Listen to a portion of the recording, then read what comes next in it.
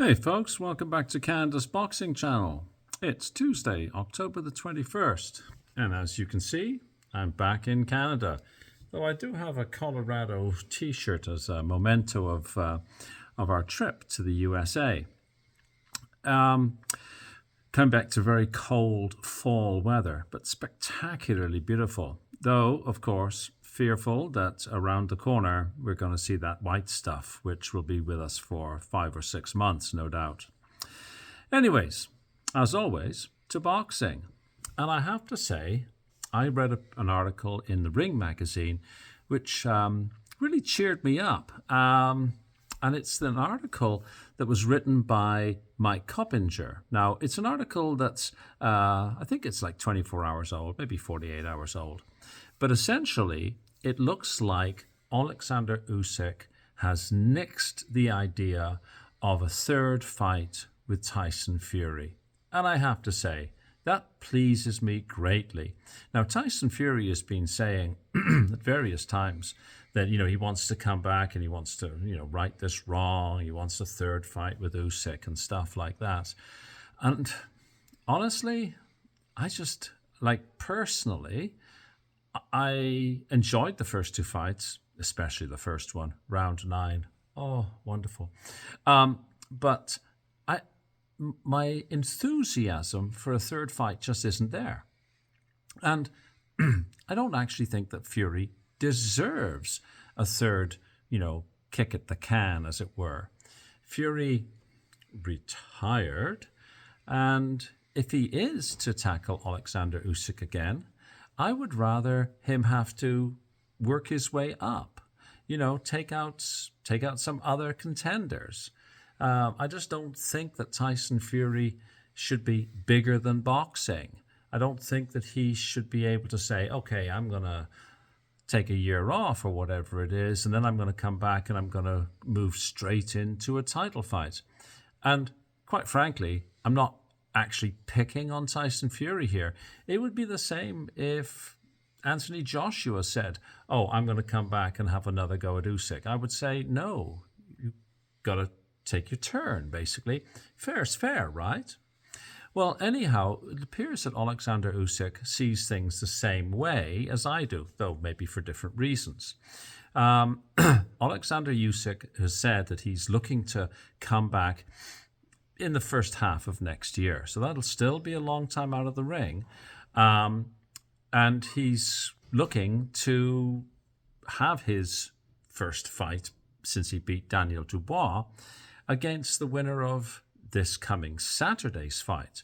And that'll be either Joseph Parker or Fabio Wardley. I've long believed that Joseph Parker deserves the opportunity, again, take your turn kind of thing. But wouldn't it be something if Fabio Wardley was to beat Parker and then Fabio Wardley, a guy with a white collar background, to fight next year for the undisputed heavyweight championship of the world? I mean, that's a true, what would you call it? Would you call it a Cinderella story? I mean, it would be an amazing story. Now, as you know, I think that Joseph Parker is going to beat Fabio Wardley. But honestly, I like both guys. I won't be crying, regardless of who wins. I just hope for a good fight. And I hope for a fight that sort of goes at least 7, 8, 9 rounds. Because, well, purely selfishly, if I'm going to buy a pay-per-view, I want value for money, right? But anyhow, so to this particular story of how Usyk is targeting Joe Parker or Fabio Wardley, Mike Coppinger is reporting that Serhii Lapin told the Ring magazine about this. Now, whoever wins, of course, on this coming Saturday will be the WBO mandatory. And in the 4-belt era, each association or ranking organization takes its turn. So it will be the WBO's turn in that rotation system. Now, the WBO ordered a mandatory defense, of course. They ordered Usyk to fight Parker, who was the WBO mandatory, and Usyk claimed a back injury. And I have no reason to disbelieve that he has injured his back. And Serhii Lapin said that Usyk's recovery from that back injury is, quote unquote, going great. And he completed apparently a rehabilitation camp. Now, that hasn't really been fully explained what that was, but I would imagine it'd be lots of physio, chiropractic, stretching, and working on whatever area he had injured. As I mentioned on a previous video,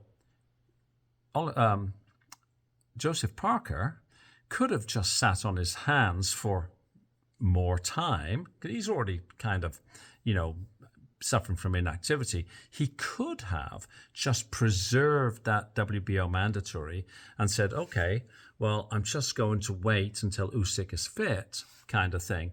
Or he could have knocked over some much lower ranked fighter, which would have been essentially a sparring session for money kind of thing.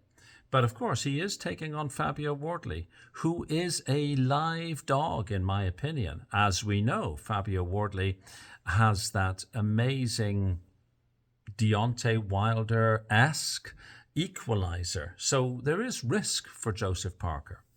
But anyhow, Lapin said about Usyk, according to the Ring Magazine article, he feels good and is excellent shape. Apparently also, Usyk said he wants to continue to fight until he's 41. Now, he's 38, so he could have, according to Mr. Lapin, he could have perhaps 5 more fights remaining. And it was at this point that he was saying that that third fight with Tyson Fury isn't likely to be one of them. Lapin says he doesn't see any reason for such a bout. And like I say, that accords with my view. Lapin specifically said, theoretically, it's an interesting option, but for whom? If boxing fans truly support it, then maybe. However, in my opinion, that chapter is already closed. And I'm thinking, oh, thankfully. Now, other fans might say, we desperately want to see a Fury-Usyk 3. Maybe in the UK, there are enough Fury fans who would really push for that. And I'm guessing that Frank Warren would want to see that fight as well. The article also talks about whether or not Usyk would fight Moses Itauma. A lot of people have been saying, oh, he should fight Moses Itauma. It seems that, people are trying to figure out somebody to beat Usyk. I've never been keen on Moses Itauma fighting Usyk, again, because I just don't think he deserves it, to be perfectly honest. He might be the greatest thing since sliced bread. I remain not really committed about that because I just need to see him fight more quality opposition. And I've been saying this consistently. Moses Itauma looks like a guy who's got great promise. And I'm not saying he doesn't by any stretch of the imagination. I just am more of a show me kind of guy, right? We've seen people with great promise before come unglued when they've stepped up a certain level. I'm not saying Moses would come unglued. All I'm saying is we just don't know, right? And this is why I remember when Fury used to say, oh, I don't need to fight so-and-so because I could beat him. I don't need to fight the middleweight because I could beat him. I was like, well, honestly, you might be right, but that's just an opinion, right? And it's like when people say, well, Moses Itauma could beat all these others, so he should fight Usyk. I'm thinking, that's not how I see it. Your opinion may well be different to mine, and that's great. Opinions are individual. The article continues to say about how Itauma, who's only aged 20, for heaven's sake, come on, it remains unproven. Sure, yes, he did absolutely destroy Dillian Whyte. But while Dillian Whyte looked good, I think we all could agree that this isn't the Dillian Whyte of yesteryear. Now, Mr. Lapin went on to say about whether or not Usyk should fight Moses Itauma. He said, I wouldn't say he doesn't want to fight Itauma. He's a promising fighter and his team has done a good job bringing him to this level and ranking. But if we analyze the heavyweight division, besides Usyk, there are plenty of top fighters. He carried on to say, Itauma still needs a serious test before facing a legend. Have we seen him go the full 12-round distance? Has he been in dangerous situations? My answer is no. At this stage, he doesn't have the tools to beat Usyk. Now, that's, of course, an opinion. Many fans of Moses Itauma might say he does have the tools. But the other two comments are kind of incontrovertible, right? He hasn't gone the full 12-round distance, and we haven't seen him in a dangerous situation. I would like to see Moses Itauma with, I don't know, Filip Hrgović, maybe a fit, not fat, Bakole, though I think Bakole might have just sort of, given up, or not given up, but not really committed. Even a Zhilei Zhang would be interesting. Somebody who's, you could say, is a legit top 10. Now, there's weaknesses with Zhang, of course. Zhang runs out of gas. But somebody who could bring something to the table that might give Moses Itauma things to think about. So in this, I'm completely in agreement with Mr. Lapin, who obviously would like to see Usyk take on somebody who's worthy. And I like the term, legend. Like if you're going to step in with a modern day great, maybe down the road an all-time great, you should really also have those credentials in your back pocket rather than just promissory notes.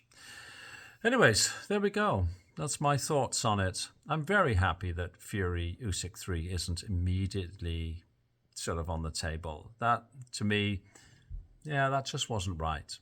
So, hopefully, we will see this unfold. Parker, Wardley, they have a great fight. Whichever one of them wins, that's fine. They're the WBO mandatory, maybe early next year. I don't really want to wait until the first half like that, because that could be June, right? I'd like to see, if I had my druthers, I'd like to see this sort of in the spring. But what I like and what I get are quite often not the same thing. You all know about that, right? Anyhow, that's all I've got for the moment. I'll talk to you later. Wherever you are in the world, have a fabulous day.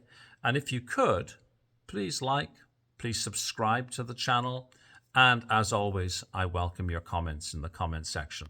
Thanks so much for watching. Cheers. Bye-bye.